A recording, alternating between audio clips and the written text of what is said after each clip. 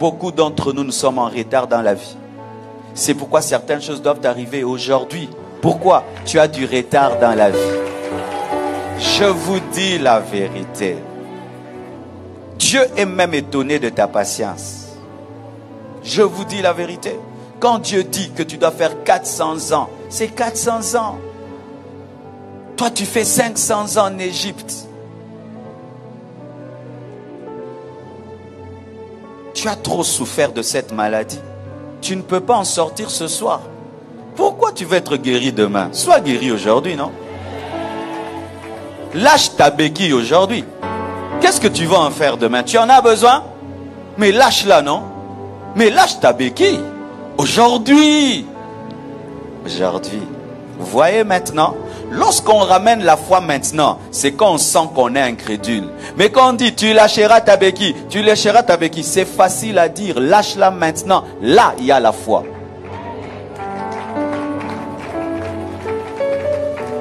Tu peux entendre ce soir. Tu peux voir ce soir. Tu peux être féconde ce soir. Tu peux recevoir l'onction de ton ministère now. Tu peux entendre Dieu te donner une direction de ta vie maintenant. Pas même à la fin de la prédication, pendant que je prêche. Corneille n'a pas attendu la fin du message. Nous attendons la fin du message. C'est écrit où que Dieu bénit à la fin du message? C'est écrit où que Dieu bénit? Maintenant on va prier, Dieu commence. Est-ce que Dieu est téléguidé par le prédicateur? Quand Dieu parle, la lumière naît. Quand Dieu parle, les choses se créent. Pendant qu'on prêche une chose à l'église et tu sens que c'est la parole de Dieu pour toi, ton culte est fini.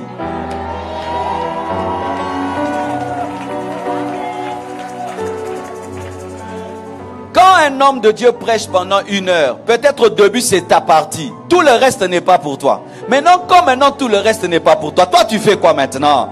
Tu cherches à vivre ce qu'il a dit au début. Je peux venir là, je commence à prêcher sur le mariage. Mais il y a beaucoup de gens qui sont déjà mariés. Les célibataires, c'est pour eux. Mais quelque part, j'ouvre une parenthèse. Ton enfant, c'est ton temps. Tu prends ça. Tu es malade. Il fallait déjà que tu sois guéri. Parce que j'ai déjà déclaré ta guérison. Ta vie est en retard. Parce que tu es trop patient. Mes frères, j'étais très patient dans ma vie. Jusqu'à ce que j'ai été réveillé par un païen. Un jour, je suis la radio. J'entends un jeune homme de 24 ans. Je crois même 21 ou 22 ans. Il parlait, je crois il était libyen. Et il se plaignait, il dit, je n'ai pas de parking pour ma voiture. Je n'ai pas un parking pour ma voiture. Moi et mes enfants et ma femme, nous n'avons pas de parking pour notre voiture. J'ai dit quoi? Il a quel âge? C'était mon âge. Pendant que je suivais ce témoignage, j'étais chez papa, j'étais chez maman, mangeant leur pain, buvant leur thé. J'ai dit Dieu, c'est fini. Je quitte cette maison. Je quitte cette maison.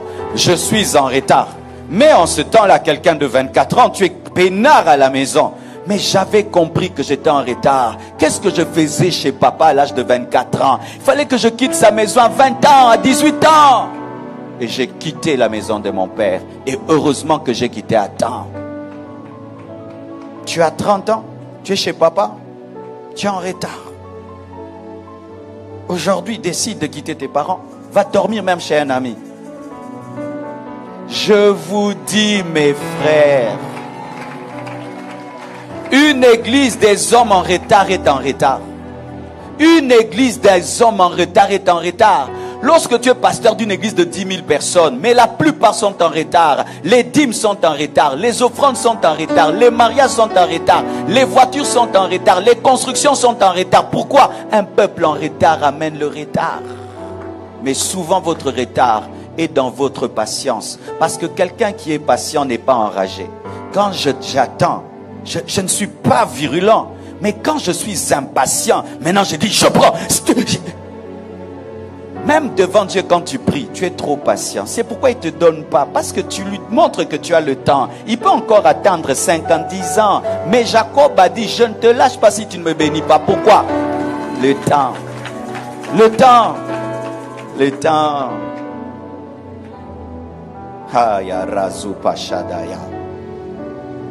Tu n'es pas enragé dans la vie parce que tu te donnes encore 3 ans. Mais qui te dit que Dieu veut faire ça dans 3 ans? Hein? Je vois un jeune garçon, il doit se marier. Il a bientôt 40 ans. Qui te dit que tu vivras très longtemps? Lumumba est mort avant 40 ans. Hein? Vivez comme si c'est votre dernier jour. Priez comme si c'était votre dernier jour. Venez à l'église comme si c'était votre dernier culte. Et vous entendrez mieux les prédicateurs et vous prierez mieux. Mais vous savez pourquoi nos cultes ne sont pas de grande qualité?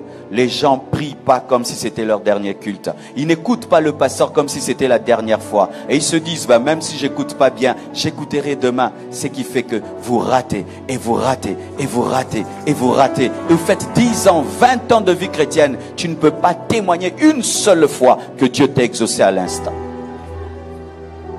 Alors que Dieu exauce à l'instant. Dieu, on dit que Dieu n'est pas tic au tac. C'est faux. Dieu est aussi tic au tac. Dieu des fois est tic et puis tac, mais des fois tic tac. Des fois même avant que tu ne finisses la prière, il t'exauce. Des fois même tu penses, il agit. C'est ton Dieu. C'est ton Dieu. Et il est là ce soir.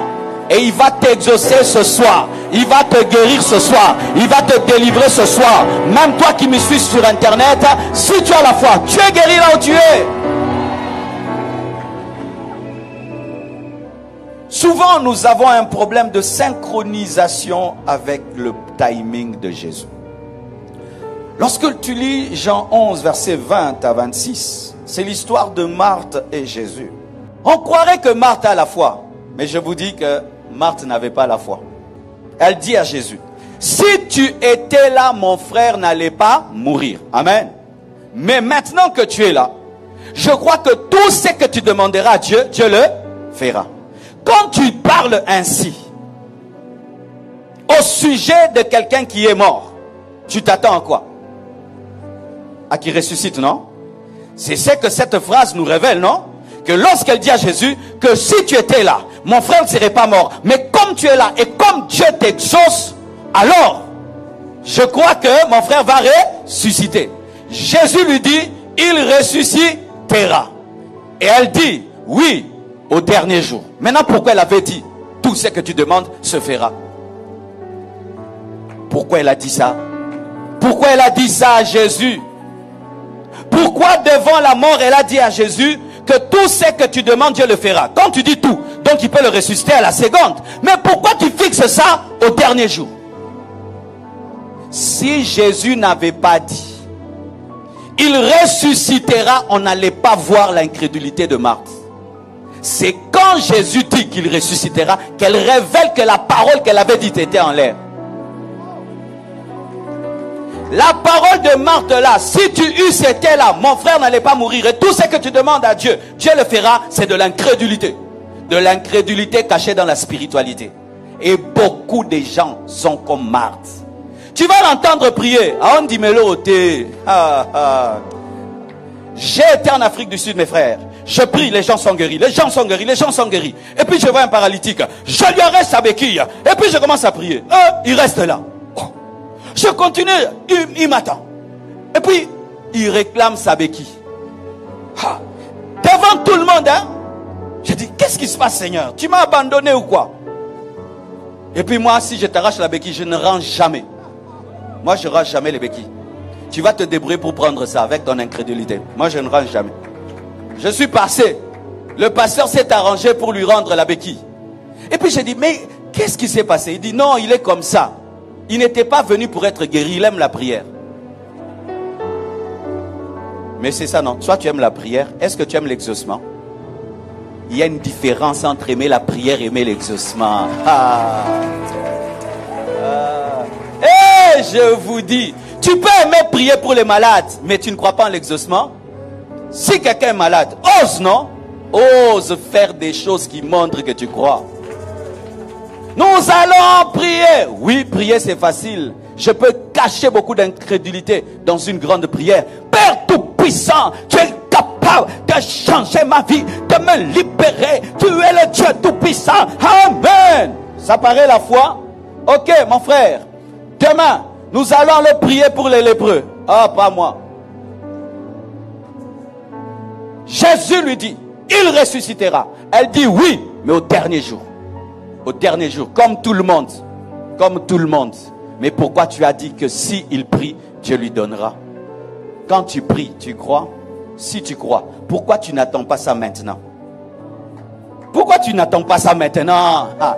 Oh, mes frères et sœurs, l'une des choses qui va nous décevoir au ciel, c'est le manque d'efficacité dans la prière.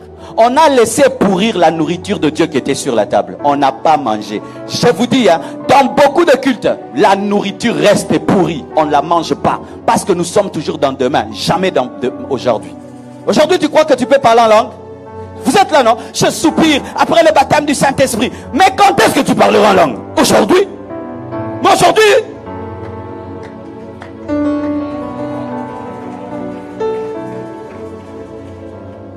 Et Jésus dit, il ressuscitera. Mais quand Jésus dit il ressuscitera, c'était dans le futur très proche. Jésus parlait d'aujourd'hui. Aujourd'hui il va ressusciter, mais dans quelques minutes. Mais elle était dans 1000 ans, 2000 ans. Jusqu'aujourd'hui d'ailleurs, c'est pas encore arrivé la résurrection de tous les morts. Ton problème avec Dieu, c'est que quand Dieu conjugue, tu conjugues mal.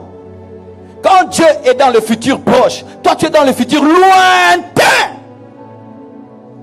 Dieu va te bénir. Qu'est-ce que tu entends dedans? Dans 10 ans. Mais Dieu dit, quand tu quittes le culte, tu trouves. Est-ce que tu vois ça? Est-ce que vous continuez à croire que tu finis le culte, tu rentres à la maison, tu trouves quelqu'un qui t'attendait? Le Seigneur m'a envoyé vers toi. Je ne sais pas, mais je sens que je dois t'engager. Est-ce que vous croyez de telles choses? Est-ce que vous croyez de telles choses?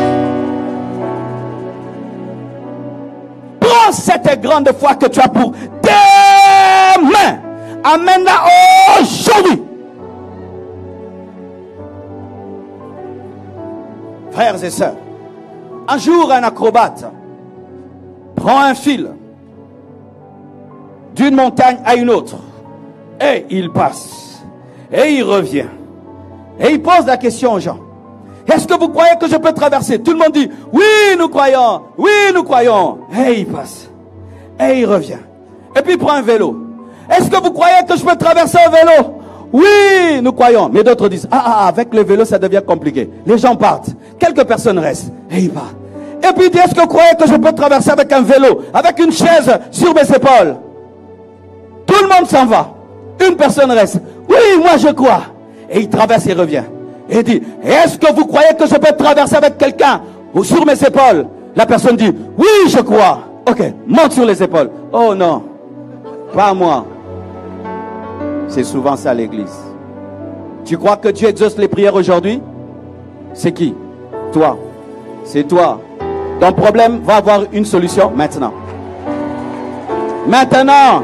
Arrête d'aimer ton problème. Débarrasse-toi de ton problème. Débarrasse-toi de ton problème. Débarrasse-toi de ton problème. Quand? Maintenant. Maintenant. Maintenant. Maintenant. Maintenant. Maintenant. Maintenant. Maintenant. Maintenant. Maintenant. Maintenant. Maintenant. Marozita kayandele boshaya. Oh, avant de venir ici, j'ai suivi un homme de Dieu que j'aime beaucoup ces derniers temps, Osborne. Il faut réécouter les anciens là. Il dit, moi quand je me tiens sur la chair, les démons partent. Je ne chasse que ceux qui sont restés. Lui il croit que quand il tient le micro, du coup les démons partent. Ceux qu'il chasse là, ce sont ceux qui sont restés. Mais le 3/4 était déjà parti. L'entendement. Ta vie dans le futur n'est pas à toi. Mais 7 secondes est à toi. 7 minutes est à toi. David est né un jour. Samson est né un jour. Samuel est né un jour. Pourquoi vous cherchez d'autres jours alors que vous avez le jour qui engendre les choses? Maridaya. Chaque jour est l'opportunité de changer. Un jour, s'il ne contient pas le changement, il faut le jeter à la poubelle.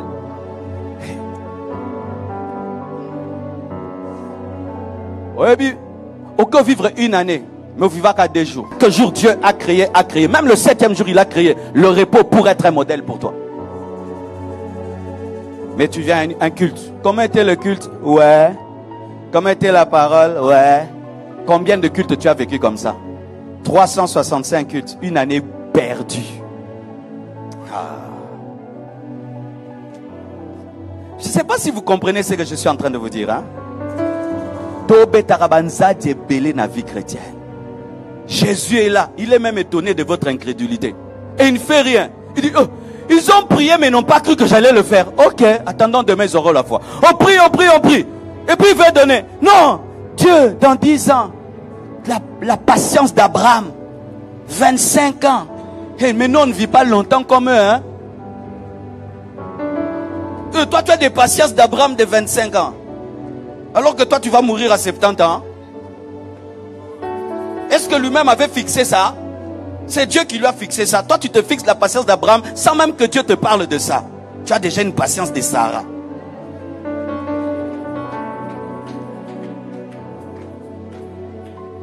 Tu risques de mourir avec les promesses de Dieu. Tu risques de mourir avec un Dieu vivant, mais que tu n'as jamais vu. Parce que tu es un incrédule.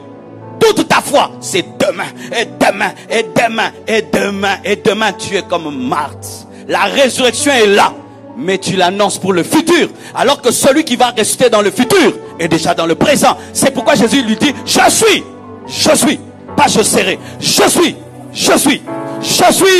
Arrête de mettre les choses demain. Je suis. Conjugue maintenant.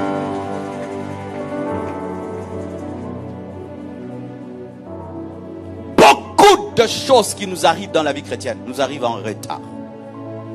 En retard. Un jour, un pasteur nigérian rencontre un pasteur américain, un jeune pasteur américain. Alors le jeune pasteur américain, voyant qu'il était jeune, et il voit l'âge du pasteur nigérien, il se dit qu'il a fait beaucoup. Il dit, homme de Dieu, tu as combien d'années dans le ministère? Oh, j'ai autant. Ok. Ah. Donc c'est sûr que tu as fait trop de choses, parce que moi, tu sais, je n'ai que quelques années, j'ai fait ça. Du coup, l'homme de Dieu voulait diminuer même l'âge dans les ministères.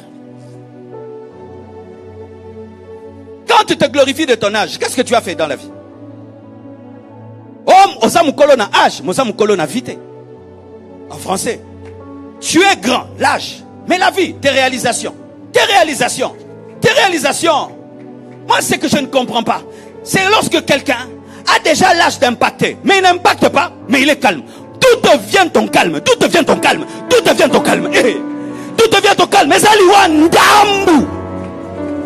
Eh.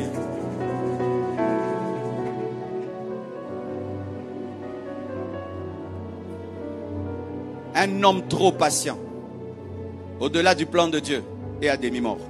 Un peuple patient, extrêmement. On va vous prendre les pays, vous le regardez. Trop patient, trop patient. On te mange ici, trop patient. On te mange ici, trop patient. On te mange ici, trop patient. On te prend ici, trop patient. Tu dis, n'as pas encore pris la tête.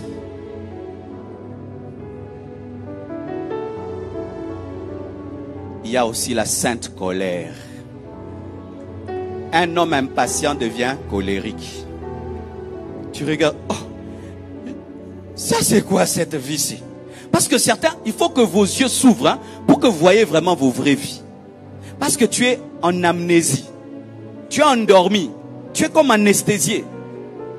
Quand tu te rendras compte, tu dis, 10 ans dans la vie chrétienne. Ça, non. Père, tu changes ma vie. Haïti Nabala est entré dans un jeûne. Il a dit, je quitte ce jeûne que si tu m'apparais. Il est même tombé presque mort dedans. Jésus lui est apparu, il a changé sa vie. Pourquoi? Il n'avait pas le temps à perdre dans un ministère sans puissance.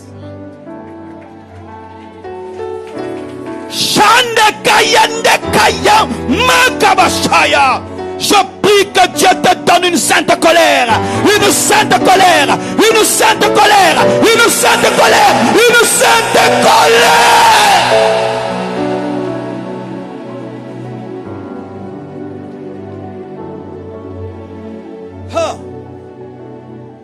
Mes frères et sœurs, Jésus est le même. Hier, aujourd'hui et demain. Nous on aime parler de hier. Le temps de Paul, le temps de Finney, le temps de Wesley. Moi ces temps-là me tuent. Moi j'aime pas trop parler de ça.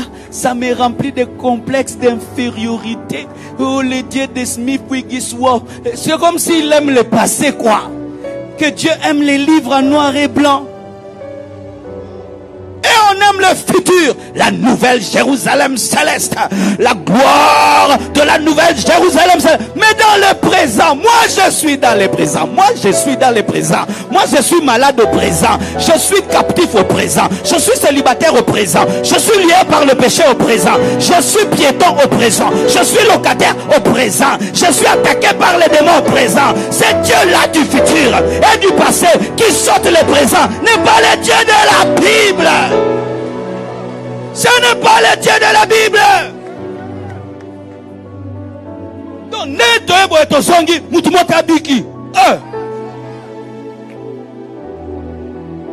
hey, on prêche la guérison, on prêche la guérison. Que Dieu vous bénisse. Shagamegendaya Shodo.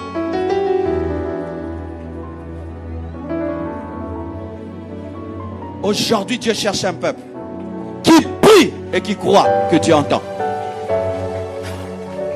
Aujourd'hui, Dieu cherche un peuple qui prie et qui croit que Dieu agit. Mes frères, dernièrement, il y a une maman qui a corrigé ma théologie. On était là, on a fait la fête des âmes pour recevoir les nouveaux venus. Et nous, on mangeait, il y avait des théâtres, on riait. Pendant qu'on mangeait là, une maman vient me dire, elle dit, papa, tout ce que tu as dit là, j'ai rien entendu. Je suis sourde, j'entends rien. J'ai perdu l'appétit. Je lui ai imposé les mains. J'ai dit, maman, ça va. Elle est partie. Mais elle n'était pas guérie parce que j'étais dans ma théologie là. Aujourd'hui, ce n'est pas le jour de guérison. C'est le jour de l'agapé. Frère, tu es dans ta fête en train de danser. Puis je te dis,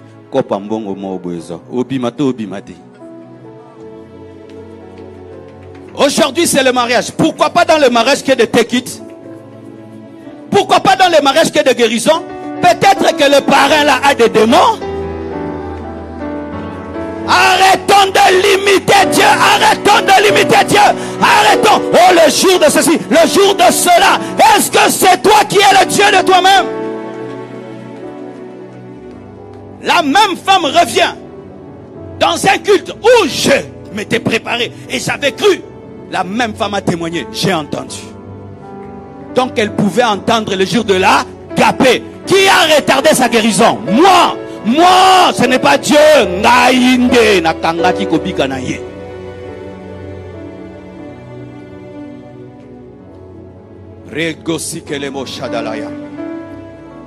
On prie pour toi si tu as l'onction. Tu vas, tu dors. Non, j'attends maintenant quand pasteur, apôtre Dalo et combiné avec pasteur Marcelo vont prier pour moi. Là, j'ai reçu. C'est pourquoi vous avez des onctions que vous n'utilisez jamais. Jusqu'à ce que l'onction pourrit et ça fait des couches. Ça devient la graisse. Mais oui, tu vas dans beaucoup de réunions. Reçois. Tu n'évangélises pas. Tu ne chasses pas les démons. Tu ne guéris pas les malades. Tu n'impactes pas. Pourquoi? Parce que tu crois toujours que l'autre onction sera plus grande. Lorsque tu reçois l'onction, cours avec cette onction. Elle va grandir pendant que tu libères, elle grandit. Tu libères, elle grandit. Tu libères, elle grandit. Il y a très longtemps que tu serais devenu un maître. Tu es encore un enfant.